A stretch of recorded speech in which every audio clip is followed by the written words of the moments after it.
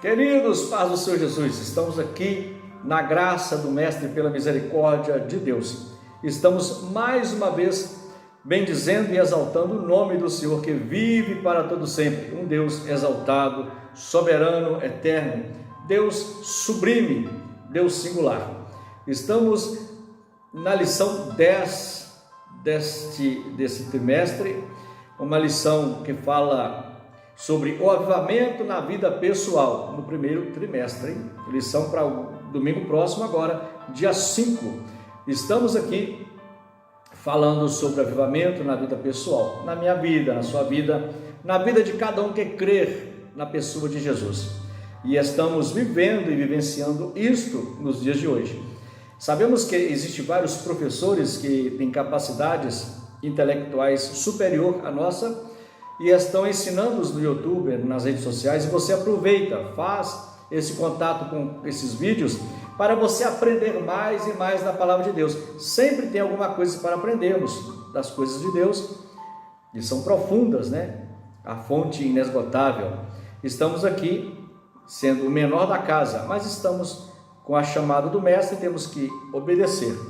No textuário dessa lição de número 10, esse textuário fala sobre: porque a tua benignidade é melhor do que a vida, os meus lábios te louvarão, assim eu te bendirei enquanto viver, em teu nome levantarei as minhas mãos. Olha que maravilha, o homem dizendo, sendo rei e dizendo que Deus é sobre todas as coisas, um homem que tinha uma experiência vivida, cuidando das ovelhas do seu pai, vivendo com uma experiência como pastor de ovelha, e agora entendendo também que Deus é o Todo-Poderoso e somente a Ele toda a honra e toda a glória. A alma do ser humano que louva ao Senhor vive bem nessa terra, vive permanentemente alegre e feliz nessa terra. Essa lição está nos ensinando no textuário dela,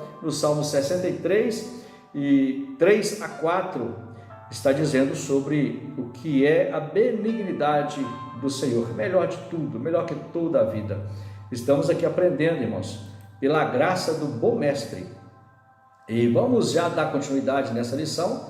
Essa lição fala na leitura bíblica em classe, em Salmos 63, de 1 a 8. Ó Deus, Tu és o meu Deus, de madrugada te buscarei, a minha alma tem sede de Ti, a minha carne Te deseja, muito em uma terra seca e cansada, onde não há água. Imagina um deserto, a terra, o mais provável que seja a necessidade de uma pessoa numa terra seca é procurar uma água para beber numa terra seca. Imagina você sem água. E está dizendo que a alma do homem que teme ao Senhor tem sede de Deus. Igual uma pessoa que necessita de beber uma água e não acha fonte nenhuma numa terra seca. Esse é o desejo do homem que aproxima de Deus. O verso 2: para ver a tua fortaleza e a tua glória, como te vi no santuário. 3, porque a tua benignidade é melhor do que a vida, fala sobre o texto áureo, os meus lábios te louvarão, assim eu te bendirei enquanto viver, em teu nome levantarei as minhas mãos. Olha que maravilha, a minha alma se fartará como de tutano e de gordura, a minha boca te louvará com alegres lábios. A alegria do homem, o prazer do homem de adorar a Deus. Quando me lembrar de Ti, na minha cama, e meditar em Ti nas vigílias da noite. Quando você perde o seu sono, você está deitado, você costuma pensar: Senhor, só Tu és o meu refúgio, o Senhor tem cuidado de mim, o Senhor tem dado o livramento enquanto estou dormindo, estou deitado aqui. Quantas astúcia, quanta vontade que o diabo tem de destruir o homem já dormindo, e Deus o protege. Deus cuida da sua alma, do seu coração. É bom que o homem, quando vai deitar, ajoelha-se e faça um pedido a Deus, pede que guarde a sua alma, que proteja a sua alma. Tem um testemunho muito brilhante que eu gosto de ouvir e sempre ouvia, de uma senhora que estava querendo o descanso, dormir bem, e numa casa onde tinha muito assalto na região. Ela deitada, ela falou assim: Senhor, cubra-me com o teu sangue, cubra-me com o teu sangue nesta noite, quero dormir em paz, guarda a minha casa. Aí conta-se que um ladrão na noite tentou entrar, arrebentou a porta, foi devagar, foi lá e tentou, ela dormindo. Na hora que ele foi no quarto, ele saiu desesperado para a rua fora, desesperado, e no outro dia ele contou que não conseguiu assaltar aquela casa, foi para a igreja e aceitou Jesus como Salvador. Aí falou com o pastor: pastor, eu fui na casa tal e cheguei lá, tinha uma senhora toda ensanguentada, cheia de sangue. Eu corri desesperadamente pensando que ela estava morta. Depois descobri que ela era crente, que ela estava coberta pelo sangue de Jesus. Olha que maravilha, você guardado na sua cama, dormindo no seu leito e Deus te protegendo com o sangue do Cordeiro. É muito maravilhoso. O 7, porque tu tens sido meu auxílio, jubiloso cantarei, refugiado à sombra das tuas asas. Olha que maravilha, estamos refugiados à sombra das asas do Onipotente. Cuidado de Deus por nós é grande, o cuidado de Deus por nós é tremendo, porque Ele guarda-nos, Ele protege-nos na sombra das suas águas, das suas asas, Ele protege nas suas asas. Que maravilha! A minha alma te segue de perto, a tua destra me sustenta. Isso é viver prioridade, viver na presença de Deus. Eu gosto de lembrar muito bem da pessoa de Jesus. Jesus viveu nessa terra com tudo emprestado. Tudo que ele viveu, ele usou aqui na terra foi emprestado. Quando foi na manjedoura, ela foi emprestada, quando nasceu. Quando andou em um jumentinho para Jerusalém, ele andou no jumento, ele andou com o jumento emprestado. Quando ele andava pregando a palavra, o evangelho, viviam irmãs, mulheres que sustentavam o ministério de Jesus, esposas de sacerdotes, esposas de governadores que aderiram, aceitavam a Jesus como Salvador. Temos muita experiência pela Bíblia dizendo que elas sustentavam o ministério de Jesus e os discípulos. Jesus, com tudo nessa terra, tudo sendo dele, ele não pegou nada e colocou o nome dele assim: olha, isso aqui eu vou comprar. Não deixou nada no nome dele aqui, porque já era dele, mas ele viveu nessa terra com coisas que terrenas e emprestadas. Imagina você desesperado querendo algo: Senhor, eu preciso de algo nessa terra, desesperado, com prioridade com as coisas materiais, sofrendo, morrendo de desgosto porque não conseguiu ainda comprar a sua casa. Jesus andou nessa terra e não tinha nada terreno. Ele era dono de tudo, mas viveu nessa terra com as coisas emprestadas. Se você tem um desejo de ter uma casa e ainda não conseguiu, Deus pode te dar uma casa, mas você tem uma promessa, que Jesus foi ao céu e está preparando para nós uma morada, para cada um de nós. Você vai estar bem abrigado lá no céu, permanecendo na presença do Mestre. Deus te abençoe grandemente. Vamos observar aqui agora, na introdução desta lição bíblica maravilhosa que está acontecendo, fala sobre tudo de bom sobre o avivamento. A introdução, repara bem a introdução: a vontade de Deus que os crentes sejam espiritualmente avivados. Ademais, não pode haver igreja local avivada sem que os membros experimentem um avivamento espiritual em suas vidas. Não é somente dentro da igreja que você tem que estar avivado. Você precisa estar avivado o dia todo, no trabalho, na escola, no comércio. Aonde você estiver, você tem que estar avivado. Além de esse avivamento se manifestar no interior do templo, ele se revela em todos os lugares, no testemunho cotidiano da vida, que inclui o casamento, a vida familiar, a escola, a faculdade, o trabalho, os negócios, enfim, em toda a nossa área de atividades, principalmente na proclamação do Evangelho. Aonde você estiver pregando a palavra de Deus, usando a sua voz, você vai estar testificando e falando o que Deus fez na sua vida, trazendo almas para o reino de Deus. E também o seu próprio testemunho, onde você estiver, aonde você estiver, o seu testemunho é um testemunho vivo e eficaz, avivado na presença do Senhor. Assim estudaremos a respeito da importância do avivamento espiritual na vida diária do crente. E agora? Como vivemos essa vida? Vivemos somente entusiasmado ou vivemos com a cabeça e a mente com um propósito só e com a própria alegria de ser um homem e uma mulher dedicada e avivada na obra de Deus? O tópico 1, o avivamento na vida do salmista. Agora vamos ver sobre o salmista, o desejo insaciável de buscar a Deus. O subtópico 1, uma busca sincera. O estudante da Bíblia sabe que o salmista experimentou momentos de lutas, dificuldades, opressões ao longo da vida. Entretanto, mesmo diante deste processo difícil, o salmista, ele desejava com entusiasmo a presença de Deus. É um processo difícil, mas ele teria a necessidade de aproximar de Deus. Isso era muito bom, isso é muito bom.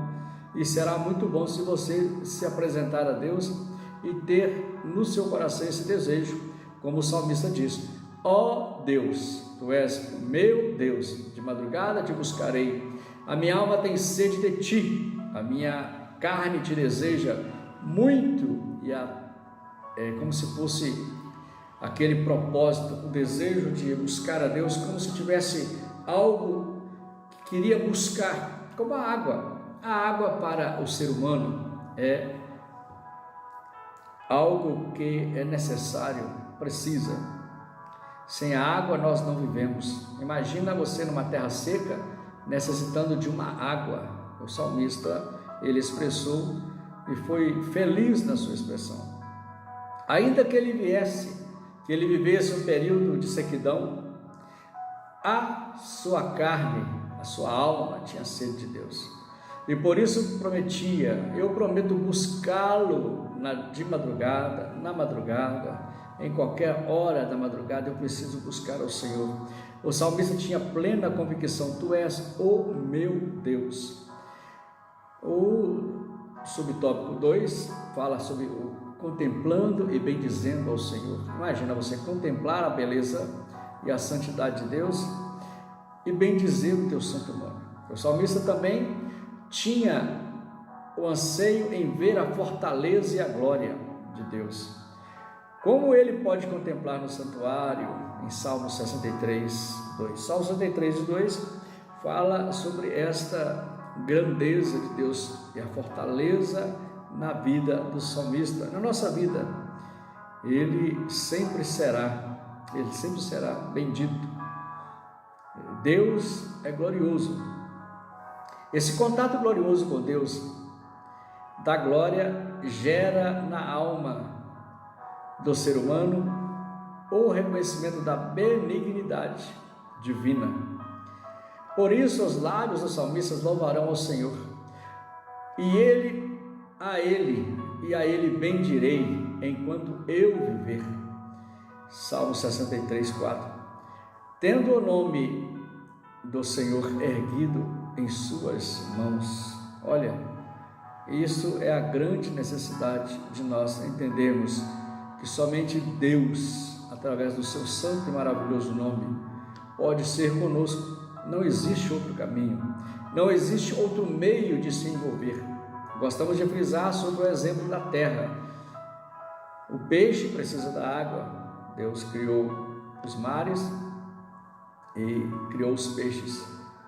Deus criou a terra e as árvores, as plantas. Sem as plantas, sem a terra, as plantas não teriam vida.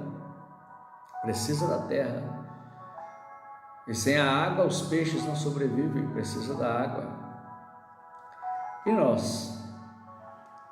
Quem nos criou? Diretamente de Deus. Deus soprou em nossas narinas, no exemplo típico de Adão. Deus soprou no homem, nas suas narinas, e fez dele alma vivente, quando ele disse: façamos homem conforme a nossa imagem e semelhança.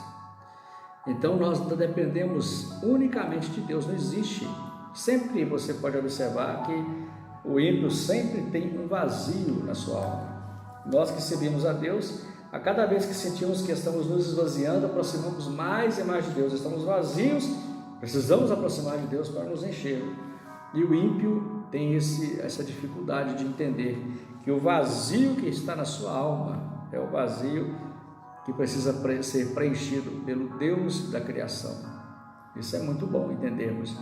Aqui podemos aprender com ele a respeito da disposição da alma em contemplar a glória do Senhor e bendizê-lo por toda a vida. Segundo o salmista, é possível viver essa realidade espiritual diante de contexto, completando oposto à presença de Deus. Somente um verdadeiro avivamento espiritual na vida do crente é capaz de fazer isso. O homem precisa aproximar de Deus. Sempre estamos dizendo, e essa lição está nos alertando a cada dia, precisamos aproximar mais de Deus. O subtópico 3, Deus é o nosso auxílio. Imagina, o salmista também afirma que a sua alma se fartará com a presença de Deus e a sua boca louvará o Senhor da vida. Salmo 63 e 5. Salmo 63 e 5 fala sobre esse desejo do auxílio de Deus. A minha alma se fartará como de tutano, e de gordura a minha boca te louvará com alegres lábios. Imagina que alegria tem o homem e prazer de adorar a Deus. O salmista sabe lembrar a Deus e meditar em sua palavra é a garantia de auxílio, júbilo e segurança. Nada é tão consolador para a vida avivada de quem percebe, de nós que andamos na presença de Deus. Nada é tão consolador para a nossa vida de um crente ter Deus como auxílio, refúgio e fortaleza. O verdadeiro avivamento pessoal promove a bênção da segurança divina na vida do crente. Então, esse desejo, esse refúgio, a segurança que vem de Deus é através do nosso desejo de completar o nosso coração com as coisas de Deus, e somente Ele pode preencher o vazio da nossa alma. O sinopse 1 fala sobre o anseio e a busca sincera pela presença de Deus possibilitaram um avivamento na vida do salmista. O salmista tinha desejo que não tinha limite, era desejo de estar na presença de Deus, de viver a presença de Deus. Somos mais carentes de Deus do que você imagina. Nós precisamos aproximar mais de Deus do que você imagina. O tópico 2, o avivamento espiritual do crente, reservando uma agenda de piedade, que é o subtópico 1. À luz do que aprendemos com o salmista, percebemos que há elementos imprescindíveis para que a vida do crente seja poderosamente avivada. São elementos que, ao longo das Escrituras e da história da igreja, encontramos modelos para o crente. A prática de oração e da leitura devocional das Escrituras.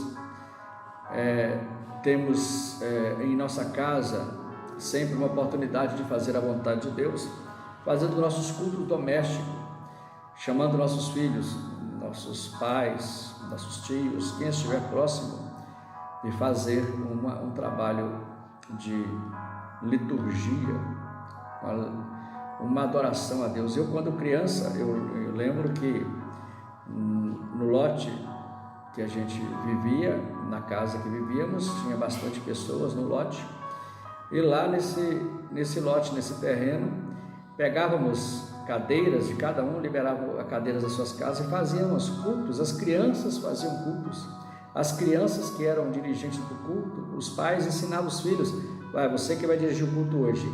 Aquelas crianças, aquele grupo de criança sentado nas cadeiras e recebendo a palavra de Deus com inocência, sem maldade alguma e aprendendo de Deus. Quando criança, a gente vai crescendo e vai continuando nesse caminho. Você ensinando o seu filho no caminho que deve andar, você ensina ele dentro do caminho, ele nunca vai esquecer. Ele pode sair algumas vezes, desanimar, ter os altos e baixos, mas vai estar sempre lembrando e tendo o temor de voltar para a casa do Senhor.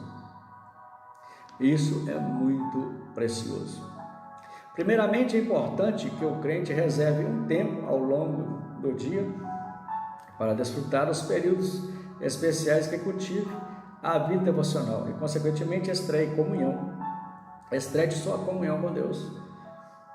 Salmo 55, 17, Daniel 6 e 10 fala muito dessa aproximação, tanto do salmista quanto do profeta Daniel, de aproximar de Deus, orando 3 vezes ao dia, apresentando-se a Deus. Isso é muito bom.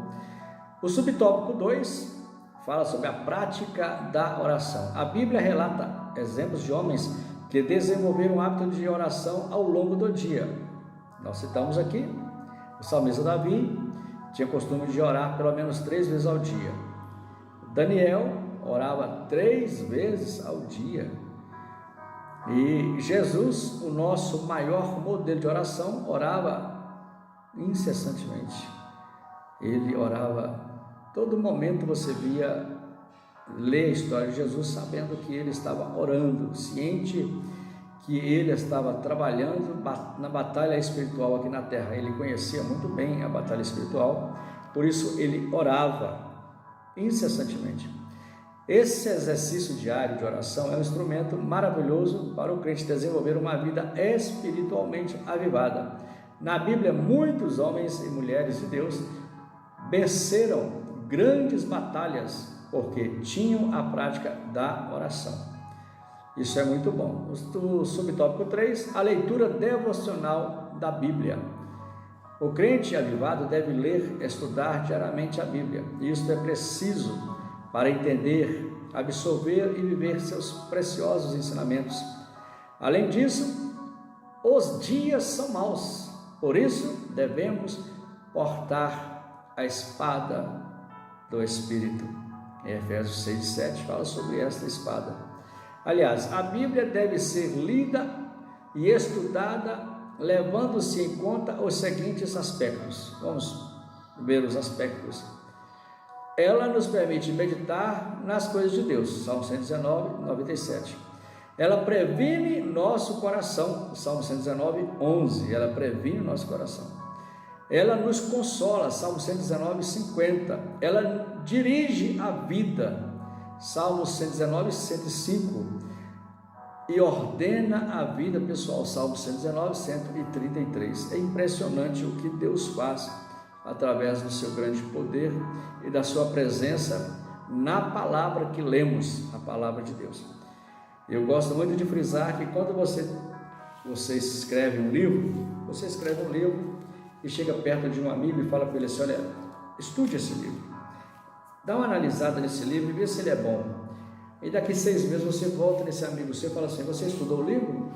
O seu amigo fala assim: não, rapaz, esqueci, não tive tempo, eu vou estudar. Aí passa-se 1 ano, você chega no seu amigo: estudou o livro? Ele fala para você assim: rapaz, esqueci. Você vai pegar aquele livro e vai ficar triste, porque aquele seu amigo não expressou para você interesse de ler a sua literatura, o seu livro, você como escritor.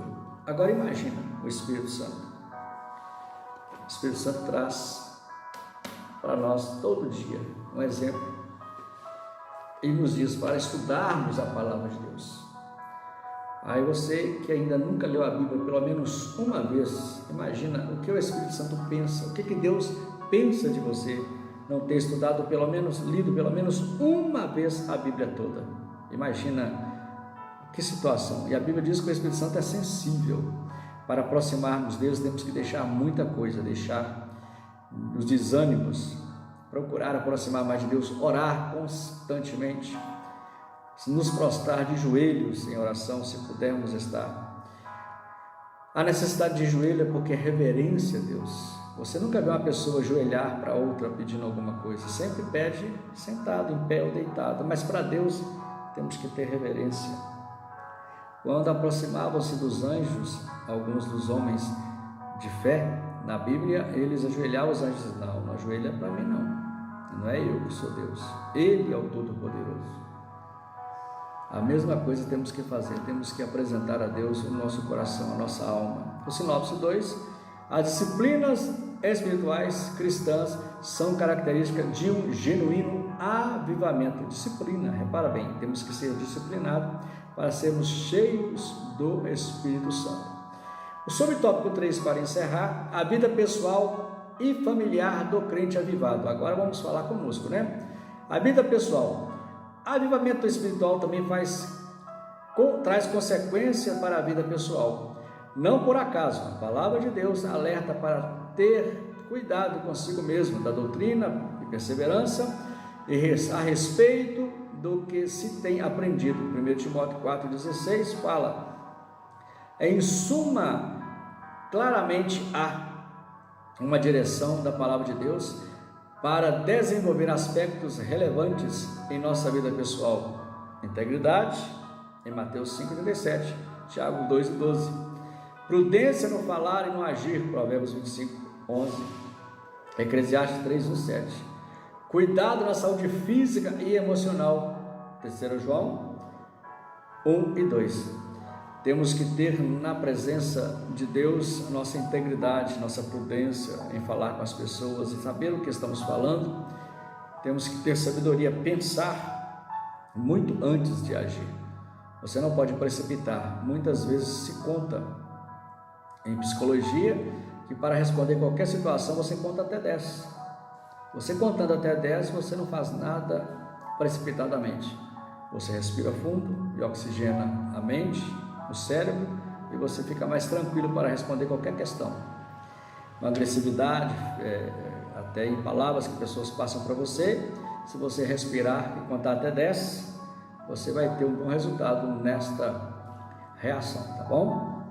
O segundo subtópico do tópico 3, a vida com o cônjuge.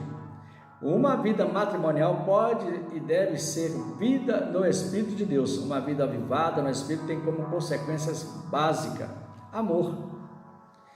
Quem ama, ele é submisso. A submissão também. Quem tem submissão tem amor. Quem sabe entender a sua posição, essa pessoa ama. Ser submisso, entender a necessidade de respeito, o direito de cada um. Uma comunicação eficiente e atenta, temos que ter bem expressas, nossas palavras têm que ser bem expressas, mesmo que talvez falhe o português, mas temos que saber o que falamos para não ofender as pessoas. Portanto, uma vida de bênção no lar é consequência, como lemos em Éfesos 5:6, de uma vida cheia do Espírito Santo. Você que é pai, que é mãe, que é filho, você precisa testemunhar na sua casa o Espírito Santo, que você é cheio da graça e do poder de Deus. O subtópico 3, a vida com os filhos. Um crente avivado dá atenção ao seu relacionamento com os filhos. Aqui há cuidados indispensáveis para uma vida cristã avivada e feliz no relacionamento entre pais e filhos. O afeto, os cuidados espirituais, o hábito de culto doméstico, o relacionamento cristão com os filhos, a disciplina com os filhos. Se você tem filhos que não estão na presença de Deus, você não pode deixar perder a autoridade do seu lar. Você não pode deixar a sua casa ser uma casa como se fosse uma casa de um ímpio. Não, a sua casa ainda é a casa de Deus. Se seu filho está sob o seu teto, você precisa ter autoridade sobre ele, sobre a sua filha. Pode ter 40, 50 anos, você está sob os seus cuidados. E é você que cuida, está dentro da sua casa, precisam respeitar. Você tem que ter autoridade. Você homem e você mulher, precisa ter sabedoria e a autoridade que tenha o marido. A Bíblia fala sobre isso. Quando o pai corrige o filho e a mãe defende essa correção, há uma situação complicada, porque o filho vai ver que alguém está do lado dele e não aprende, não aceita a correção. Então temos que ter sabedoria. Quando há uma correção com os filhos, quando o pai entende que a mãe está errada corrigindo o filho, ele tem que esperar o tempo certo para depois conversar à parte com a esposa. Olha, você fez errado, você fez assim, isso não foi certo. Mas nunca corrige o cônjuge perto do seu filho, nunca corrige. Que você traz para os filhos, autoridade, e você acaba perdendo a sua autoridade. Temos que ter sabedoria. A Bíblia diz sobre disciplina, né?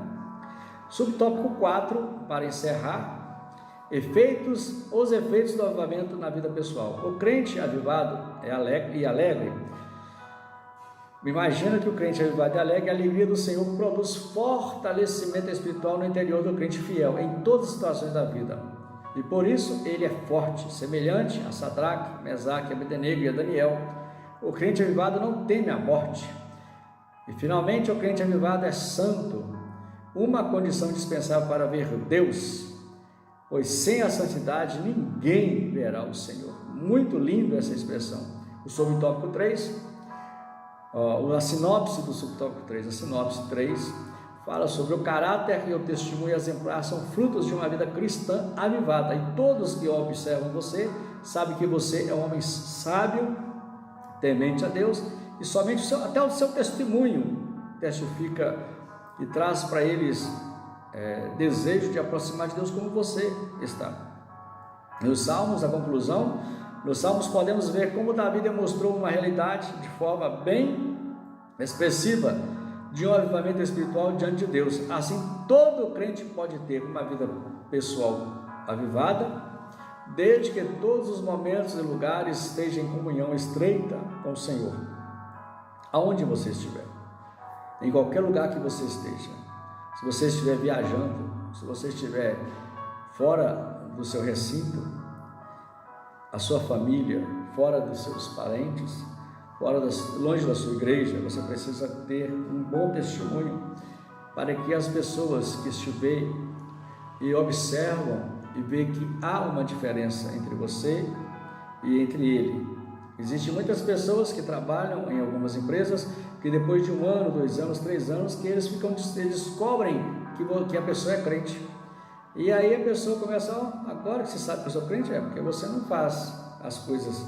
Você não tem testemunho de crente. Isso acaba trazendo para nós uma má imagem, porque estamos mostrando que nós não temos testemunho. Precisamos estar atentos. Você serve a Deus? Sim. Quando você entra na empresa, procura saber o mais rápido possível quem são crentes na empresa, para você já começar a ter comunhão com essa pessoa. E esta comunhão traz para você fortalecimento. Daqui a pouco você está fazendo cultos, intervalos na igreja, na sua empresa, e abençoando a sua casa, o seu patrão, e você abençoando o seu patrão, a sua empresa é abençoada, e a sua casa é abençoada. Eu quero encerrar aqui esta lição, dizendo para você que Deus é o nosso refúgio e fortaleza, socorro bem presente na angústia. E estamos agora encerrando, que Deus abençoe você, na grandeza do poder que há em Deus.